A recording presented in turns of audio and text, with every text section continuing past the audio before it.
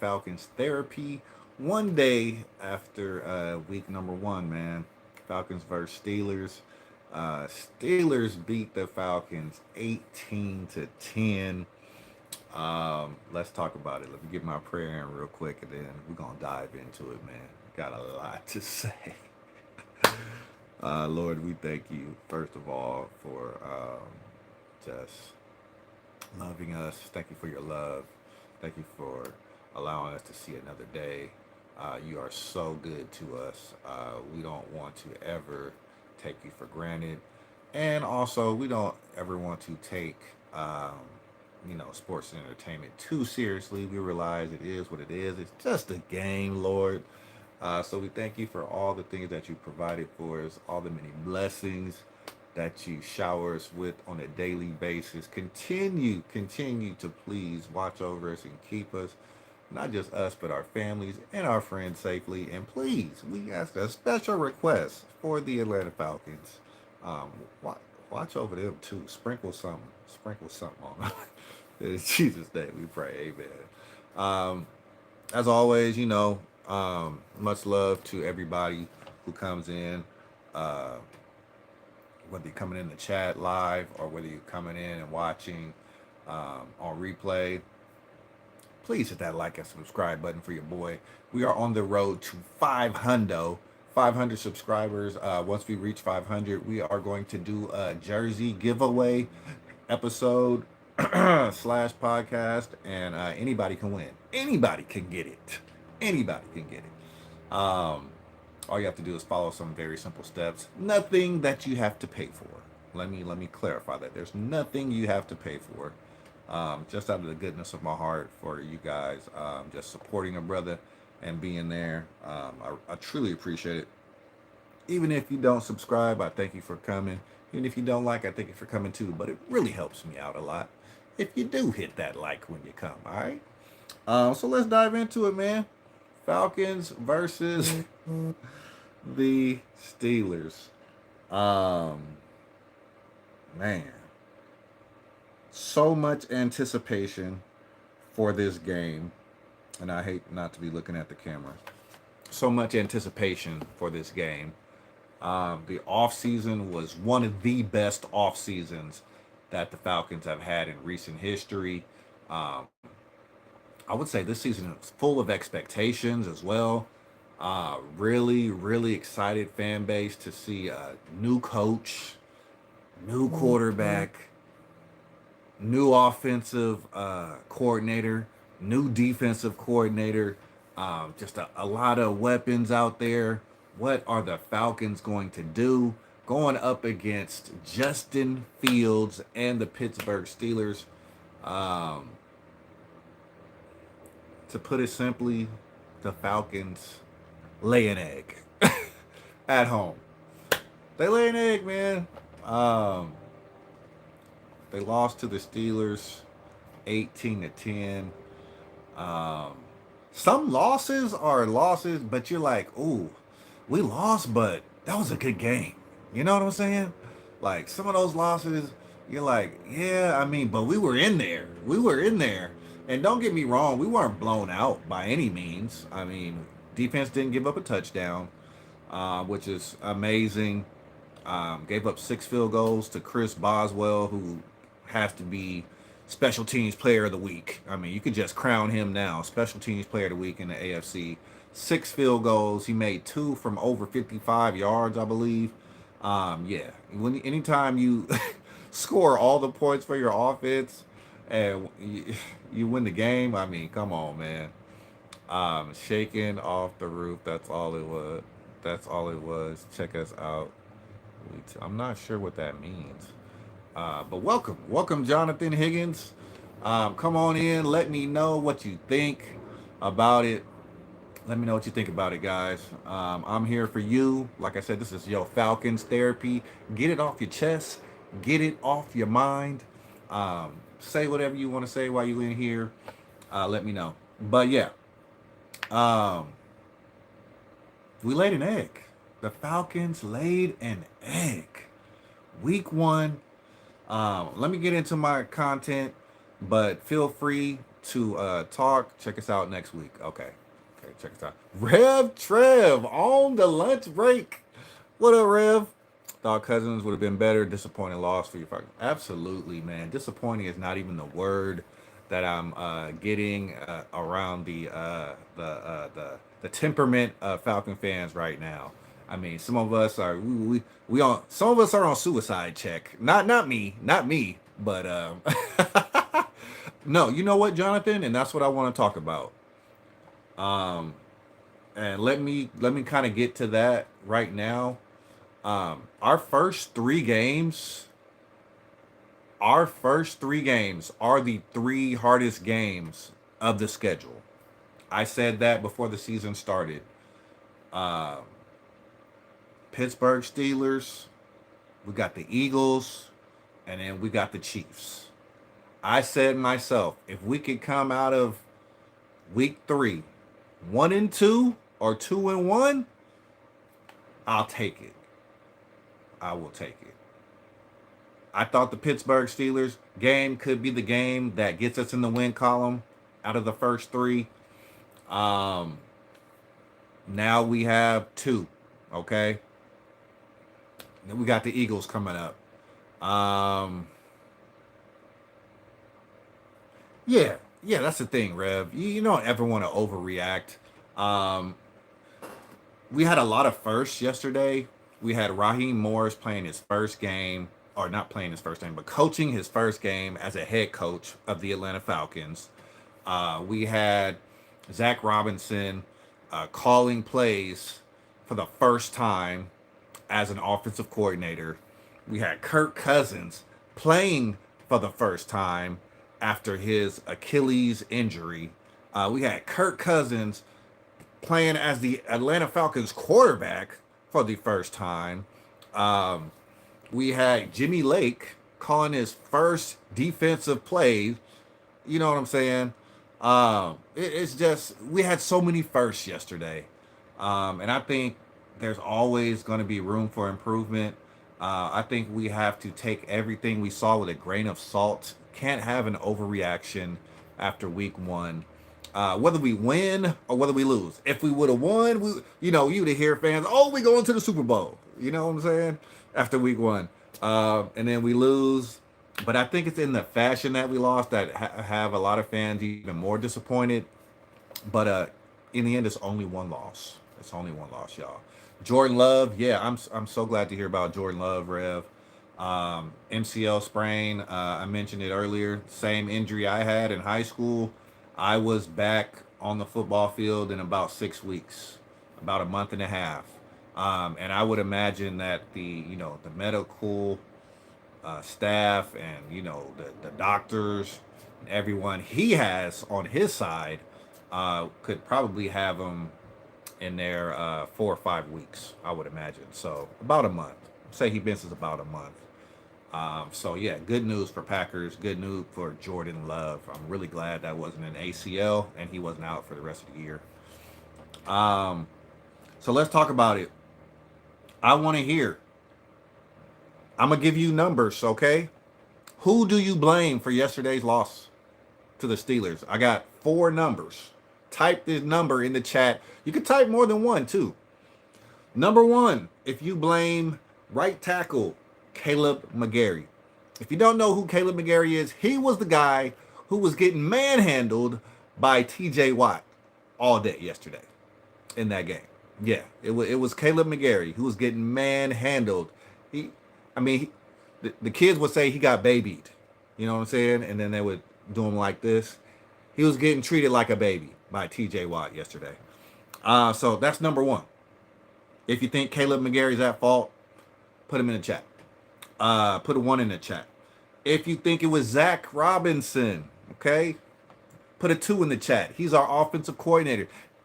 He really didn't give Caleb McGarry much help all game.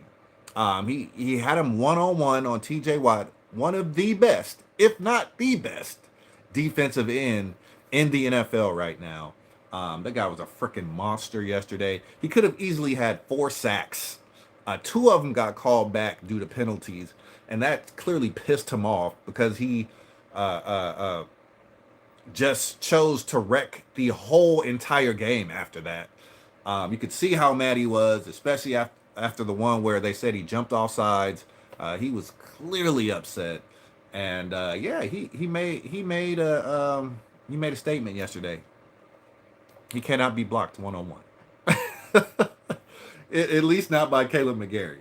He made a statement yesterday. So, two, Zach Robinson, is he at fault for not giving Caleb McGarry more help, for not doing some in-game adjustments? Okay, are you going to drop back and pass when you see that your right tackle can't guard this guy? Okay, he can't block him, he can't guard him, he can't stay in front of him.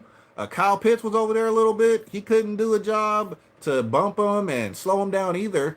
So why don't we have some misdirection plays in there? Why don't we throw some screens in there? Why don't we get him flowing one way and, use his aggressiveness against him? I thought we would see something like that, but we didn't. We just kept dropping back and passing. You know what I'm saying? Pick up the tempo of the game. Yes, the one touchdown we scored, we went no huddle all the way down the field, didn't we? So why wouldn't we continue to do that? Yeah, it was just really puzzling at what Zach Robinson was seeing out there. It was like he would already had predetermined what he's going to do, and I get it. Offensive coordinators have their scripts, but the script wasn't working yesterday, bro. At some point, you got to put the script down, and you got to look at the game, the flow of the game, what's working and what's not working, and you got to call plays. You got to make adjustments. You got to call it audible. And I didn't see that yesterday from Zach Robinson. So, like I said, that's only his first game calling offense, calling plays. But yeah, there's a lot of room for growth there. Number 3, I got Kirk Cousins. Kirk Cousins, was he to blame? I find it hard to blame Kirk, but some people are. Kirk Cousins, he really had no time to look down the field to make throws. Bijan got going in the run game a little bit. We ran pretty good. We didn't run for like over 100. I think we had 89 yards rushing total. So it's not like we broke off big runs, but we were moving the ball on the ground. I did think Tyler Algier had some good runs, but they only ran him twice. So I was really puzzled with that as well. Because that would keep a TJ Watt more in check the more we're running the ball successfully. Or do you blame number 4, Coach Raheem Morris? So 1, do you blame Caleb McGarry? 2, do you blame Zach Robinson? 3, are you blaming Kirk Cousins at all? He did throw 2 interceptions yesterday and fumble the ball. Or do you blame head coach Raheem Morris? Why would you blame head coach Raheem Morris? And this is not my opinion. I'm just playing devil's advocate here. He did a lot of talking in the offseason. He's a great talker. He's great in front of the camera. He's eloquent. He's passionate. Talks a good game. But the team was clearly not ready to play yesterday. The team wasn't ready. One of the fumbles was because the snap and the motion guy weren't in sync. And after the game, they asked Coach, Coach, what happened on that play? When the ball hit the tight end when he was in motion. Oh, we got some things to clean up. The timing was off. Well, the timing was off. None of the starters on offense played in the preseason at all. Was somewhat troubling. Was that a mistake? That's being called into question now. Should you have played your starters so they can get some of these timing things down, man? Just a question. I'm not saying it's right or wrong. I'm just saying. So should some of the starters have been playing, especially a quarterback who's been on the shelf for the last year or so, for the last almost year? You got to see if he's right. You got to see if he can move around. A lot of things being called into question. Is Kirk Cousins healthy? You saw him in the pistol a lot yesterday, which is very rare. You usually see Kirk Cousins under center. But you think, well, If they have him in the pistol, he can just turn around and hand off the ball. Is there something wrong with his leg? Is there something wrong with his mobility that they have him in the pistol and in the shotgun so much? Or is that just the philosophy of Zach Robinson? We don't know. We ultimately do not know. But those are a lot of questions being thrown around. But my question to pose to you guys is, how do you stop a dominant defensive end from wrecking the game? This was a question Raheem Morris was asked leading up to this week's game. And he said there were some plans to stop or neutralize TJ Watt because you don't want to allow a guy like that to wreck the game. And that's exactly what he did. So my question is, what was the plan in place? What was the plan in place? Because there are a few ways you can go about stopping or neutralizing a defensive end from annihilating your game plan. Here are some of the things I came up with. Let me know some things in the chat. First thing you can do to kind of slow down a dominant defensive end, you can add another blocker to that side. You can add another tight end. You can add another lineman. You can have a double team on run plays, and you can even have the running back on that side go and chip and go out for routes, or just stay in there and keep that guy, double teamed. Those are some of the things you can do. So you can add a tight end over there. You can add a running back who, even if he goes out for a route, he can chip that guy to slow that guy down and get him off balance. Or you can add another lineman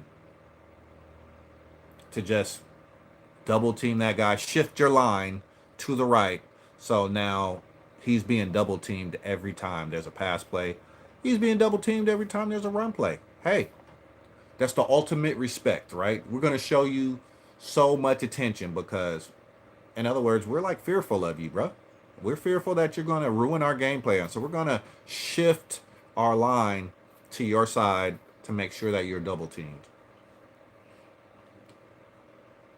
That's the first thing you can do. Second thing you can do, you can use misdirection to use that player's aggressiveness against them. I believe I saw at least 2 or 3 plays where J.J. Watt was unblocked because of the play call. The play called for him to be unblocked, and he sprints down the line and makes the tackle. And I'm like, that's really strange. Like, first of all, I get it. Some plays call for that backside defensive end to be unblocked. But this dude, he was tackling Bijan in the backfield. Couldn't even get ahead of steam. So why are we calling plays where nobody's even getting our hands on him? That just didn't make sense at all. And even if we do that, then okay, he chases the ball carrier, but how about now it's a bootleg or it's a play action to use his aggressiveness against him, because he was just full go after Bijan every single time. How about Kirk extend that ball out there and then keep it, right? And then we bring a guy right underneath him or right behind him, and then you have that alley, and you should have a first down easy. Those are the things we didn't see, though. We didn't see that yesterday. And it really calls into question whether Kirk Cousins is healthy or not, to roll out and to, scramble and do those things. I mean, he's not a dual threat quarterback by any means, but he was mobile before his Achilles injury. Just calling that into question. Third thing you can do. So first thing you can do is add another blocker to that side, shift your line. Second thing you can do, misdirect. You can use bootlegs. You can use play action. You can use a reverse, throw back to the other side. A lot of things you can do. Get the defense flowing one way and then have the ball going the other way, right? Third thing you can do, be physical. You can insert a physical force to combat his physicality. Usually that's like a fullback or something, right? Or a blocking tight end that you might have. That you just, hey, your job is to just go in there and put this dude on his back. Your job is to go in there and chop him down. Where was that? I didn't see that at all yesterday. I didn't see anybody taking it upon themselves to say, "Hey, this guy is killing our game plan. Let me go. Let me go hit him, coach. I'll make sure he feels me. Even if I don't get him down on the ground, he's gonna feel me." I didn't see nobody taking that challenge on. So we didn't see anybody taking the challenge on to get physical with TJ Watt. And the fourth thing you could do, if none of those things are working, if the extra blocker isn't working, if the misdirection isn't working, if getting physical with him isn't working, quick passing game. Get the ball out quick. 2-step drop. I mean, 2-step drop might have been too much because he was on Kirk Cousins like white on rice yesterday. But 1-step drop, pick plays, screen passes. We saw a couple good screens actually in the game. One where Bijan really could have scored a touchdown. He got ankle tackled by that one kid. That was a great tackle because that was going to be a touchdown. Really good tackle. And they went back to it later. But more screen variation. Quick passing game. I mean, even if he gets a chance to spin by or swim move, the ball should be gone. At that point, Zach Robinson, you got to figure out, hey, we just can't stop this guy. He's on a roll. He's on one today. Quick passing game. Quick passing game. Where's the sheet? Where's the section of the play sheet that has the quick passing game on it? Everything can't be a 3-step drop. Everything can't be a deep crosser or a dig or a post. You need some quick passing game in there, man. And that's the things I didn't see deployed yesterday enough. Quick passing game. We needed more of that. So I said earlier, TJ Watt could have had 3 to 4 sacks. He only ended up with 2 officially, but 2 got called back because of penalties. But make no mistake about it, he was a beast yesterday. Falcons lost a turnover battle yesterday, 0-3. 2 interceptions by Kirk Cousins and that 1 fumble on the tight end that was motioning across the line of scrimmage. And that was because the play got in late. So I think the center saw the play clock going down, so he snapped the ball to avoid the delay of game. What else did I talk about? Yeah, I felt that play. They should have called a timeout on that one instead of trying to rush that play in. AJ Terrell. Brand new. Looking like new money out there, AJ. George Pickens gave AJ Terrell the business yesterday, man. For a guy who makes that much money, you got to be able to hold down your side, AJ. Come on. I know Pickens is nice, but come on, man. Come on, man. We got to do better. We got to do better.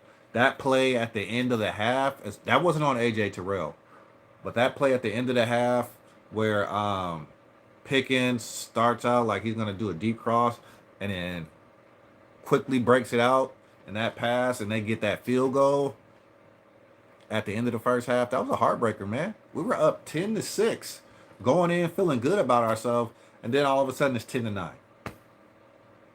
It's 10-9, just like that. Just like that. And then the Steelers get the ball back because we took the ball first. I didn't like getting the ball first either.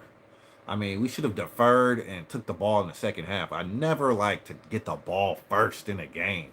I don't know why he did that. I don't want to be on here complaining and whining, though. But that was just odd to me. It was just odd. I don't like that philosophy. I'd rather have the ball first in the second half and have a chance to double up, score at the end of the first half and then score again at the beginning of the second half. When I watched Coach Raheem Morris's press conference, he definitely had a different tone, a lot more bass in his voice. He says the team will learn from the loss. There's a lot of lessons to be learned. Like I said, not just by the players, but by the coaches, and Kirk Cousins too, quarterback too. He says the team has to execute much better, and I'm pretty sure he's talking offensively. Got to be better execution. Like I said, that only really mishaps I saw on defense was at the end of the first half, giving up that big throw to Pickens, and then those couple shot plays that they gave up, one-on-one AJ Terrell to George Pickens. We got to do better. We got to have a guy. I know AJ Terrell's that we think he's our number one shut down corner type like that, but he gives up big plays though. He's done it in his early career. He has given up big plays consistently, especially on go routes. I don't know what it is. I'm hoping the best for him, but he might be better suited as a as a cornerback two than a cornerback one. That's kind of how I'm feeling right now with AJ Terrell. He might be better suited as a cornerback two than a cornerback one. He could probably shut down wide receiver twos and threes all day, but I don't know if he's really that guy to shut down a number one wide receiver. I just don't know. I don't know. Other questions. Is Kirk Cousins healthy? Is everything you saw yesterday, does it question whether Kirk Cousins is 100%? Because we were told by Raheem Morris that he was 100% and there were no restrictions. And from everything you saw yesterday, did it seem like he was restricted? I think it kind of did, right? I think seeing him in the pistol formation so much, as I mentioned earlier, kind of made you wonder whether or not he could be mobile enough to hand that ball off, being under center. Just a lot of questions surrounding Kirk Cousins' health and his mobility. One thing I can say though, he could take some hits because he took some hits yesterday. He popped back up. He's resilient. He's tough. Because he was getting manhandled yesterday. It started off with T.J. Watt, and then some of the other guys got in on the action, and he got beat up pretty good yesterday. So the fact that he's still healthy lets you know that he can take some hits and still he can take a licking and keep on taking. He did that yesterday, so that's a positive. That's a positive. Offensive production has to get better. That was on my other note, right? We only scored 10 points and we get shut out the entire second half yesterday. Can't have that. Cannot have that. Obviously, we know we had some turnovers, but we cannot have such low offensive production with this many weapons. It's so sad. I mean, my brother, the Godfather of Falcon content, well, I don't know which one the Godfather. It might be two Godfathers. Big Low Country and Anton Smith Sports Machine. Those like the two Godfathers of Falcon content creation in my book. But I was watching Big Low Country. Shout out to Bo out there. He was talking about what was he saying? You know what? I started talking about the Godfather and I got shook, but I'll come back to it. But I was talking about team has to fix the offensive production. Oh, he was saying this. It looked like the offense from the last 3 years. We have been convinced by Raheem, Coach Heem, and I'm not saying this is not true, so because it's only week one. It's only week one. Got some kinks to still iron out. We've been convinced that Zach Robinson is a huge upgrade from Arthur Smith. We were convinced that in the offseason. We were convinced that it ain't going to be no more stagnant offense because we got too many weapons to be scoring 10 points. We got too many weapons to not be scoring touchdowns. We get one touchdown, but then we get shut out. It was really reminiscent of Arthur Smith's tenure with the Falcons. That's probably the most frustrating thing, right? I think if we lose a shootout, we got 28, 30 points or something like that, and we lose to the Steelers, we're like, oh, but we put up points, we just, tough game, but we played well. It looked promising, but 10 freaking points. 10 points, man. Really reminiscent of the Arthur Smith era. That was just the most frustrating. I already talked about the field goal that kind of turned the tide for me. Falcons feeling good about themselves, and then Steelers feeling good about themselves going into half. Changed just like that. Another thing, Bijan Robinson's usage yesterday, and the lack of usage for Tyler Algier. Bijan Robinson touched the ball on 60% of the Falcons snaps yesterday. That's a lot of usage. They did use him a lot. He wasn't necessarily like shut down, but he didn't break any big runs off either. So you're like, what does Bijan do going forward? Like, what is Bijan going to be able to do going forward? What is his role on the team going to be going forward? What do you think is going to happen by week 17? Is he going to continue to carry a huge load like that week in and week out? Is he going to hold up? And then what is the role for Tyler Algier? Because Raheem Morris said Tyler Algier is going to have a big role in this offense. He only got 2 touches yesterday. That's not a big role. Doesn't look like a big role to me, right? So those are some questions that are looming. And I'm gonna be honest with you, Bijan, he be looking like he just be cruising out there, like, and maybe he's just that talented, and he it just comes that easy to him. But I'm like, this dude ain't even running. Like, he look like he's jogging out there. But maybe that's just his fancy footwork. You know what I'm saying? He just glides out there. But a lot of touches for Bijan yesterday. So remain to be seen. And none of them were like explosive touches. You know what I'm saying? He was getting like 5, 6 every now and then. He had like, a 10-yard run or something like that. But then some of his bigger runs also got called back on penalties. So I think it was a mixed bag for Bijan yesterday. But a lot of touches. 60%. That's a lot for a running back. Another positive yesterday. This is a positive. Grady Jarrett. The return of Grady Jarrett. I'm so happy to see Grady Jarrett on the field, healthy. I didn't look at the official, but I believe he had 1.5 sacks yesterday, and a tackle for loss, and probably a couple other tackles in there. But I saw those for sure. Those popped out on the film while I was watching. Got in on 2 sacks, like I said. I think he probably got credited for a sack and a half, and then had that tackle for loss early on in the game when he tackled, I think it was Pickens on a reverse.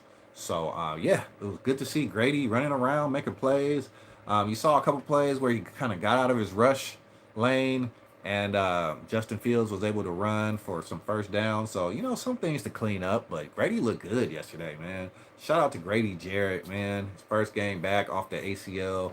That was a real positive yesterday, just seeing him play, seeing his passion, and seeing him produce, make some plays out there.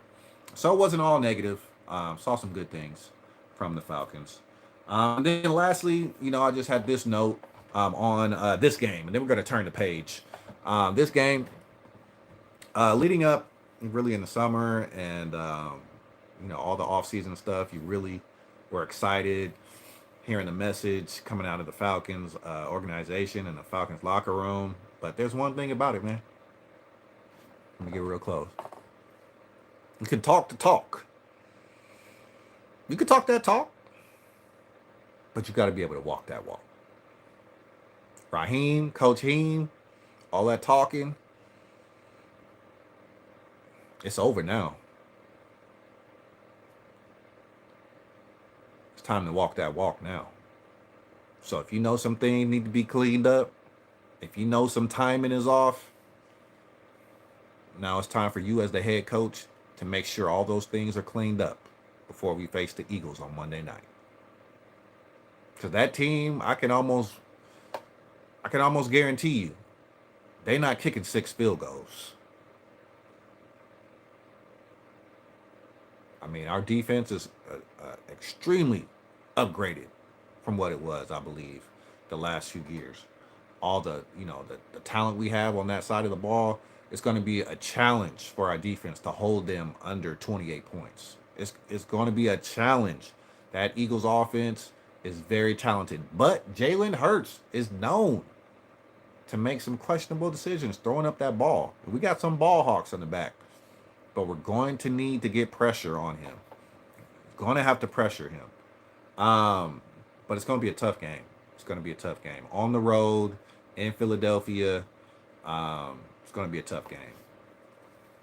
But yeah, we just can't. Ain't no more talking and be done. Gotta walk, man. Ain't no more talking to be done, coach. Ain't no more talking to be done, Kirk Cousins. No more. It's time to do. Do some more doing and less talking. So let's see what we do, man, against the Eagles. And then I'm gonna get up out of here. Eagles, Monday night, road game. Like I said, Eagles have so many weapons, a plethora of weapons. Saquon Barkley, Jalen Hurts, AJ Brown, Devontae Smith, Dallas Goedert. I don't even think I named all the players that they utilize. Kenneth Gainwell, third down back, and they got some other receivers over there. But yeah, those are the heavy hitters, man. Saquon went crazy game one. He just snapped on those boys.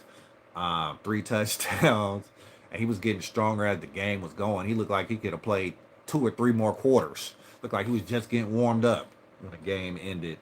Jalen Hurts got better as the game went on as well. He looked a little shaky earlier on, but played his best down the stretch to seal that game. AJ Brown looked sharp. He looked fast. Had a long touchdown reception himself. So, if AJ Terrell's gonna be traveling with AJ Brown, bro, you better get a good night's sleep the night before. That's all I'm saying. That boy is physical, and he's fast, and he has strong hands. So anything that's closely contested, he's tried to snatch that ball and then shrug you off and take it to the house.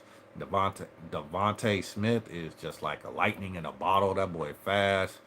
He knows how to sit down in those zones and find those creases.